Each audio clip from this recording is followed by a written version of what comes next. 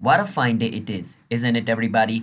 To watch a tutorial video and in today's video, I will be showing you guys how you guys can reset the password of your SunTrust Bank's online banking account. Now before I show you the way, if you guys are new to our channel app tutorial, then don't forget to hit the like and subscribe to our YouTube channel and let's move forward.